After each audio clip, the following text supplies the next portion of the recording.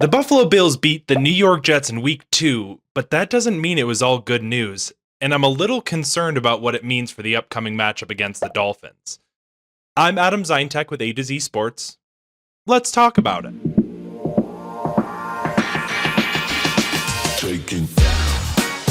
So the team pulled off an impressive win over the Jets, no doubt about it. In the contest, there was a scary incident involving Josh Allen. Yes, he bleeds, for anyone that's wondering. But Josh Allen fell down on the field. He was bleeding. He needed to be brought out.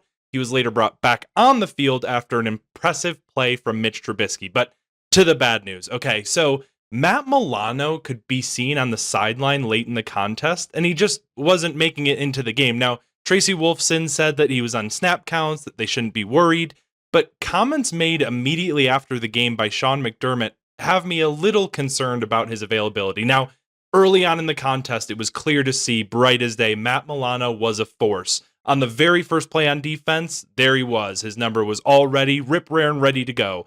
Now, the bad news is that McDermott offered that Milano was a little banged up, and that they'll see where it goes after taking a closer look at him. Now, again, I know that Milano hasn't been his all-pro self, but injuries are starting to rear their ugly head this season.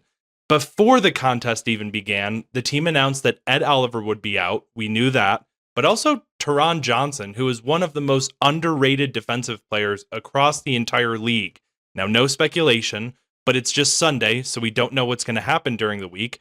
But a Bills defense without Taron Johnson, Ed Oliver, and Matt Milano has me a little concerned about the future. Now, I just want to take a beat real quick.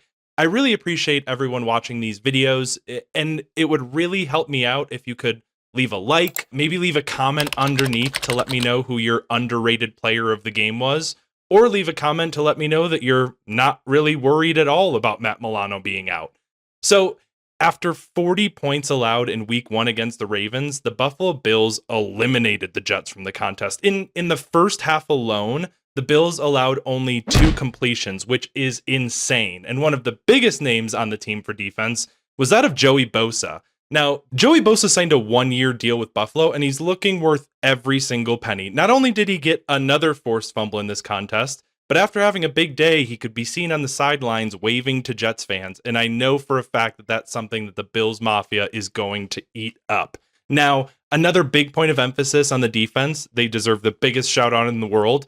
They only allowed 154 yards of total offense for the Jets, which was the fewest in a road game for the Bills since 1990. Now, last but not least, Josh Allen was asked after the game about his broken nose, about the defense and how they stood up.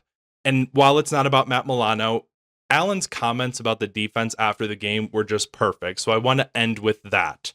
Allen said, in quote, "I think they took it personal. They understand what type of defense they can be. They went out there and played extremely well. That's the standard we're looking for from them.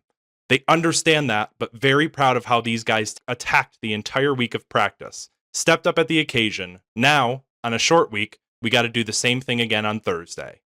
And in a short week, potentially without Matt Milano, already without Ed Oliver, potentially out Taron Johnson, it's just having me a little worried about the Bills' defense in the future. Now, today was a great win. We want to celebrate that.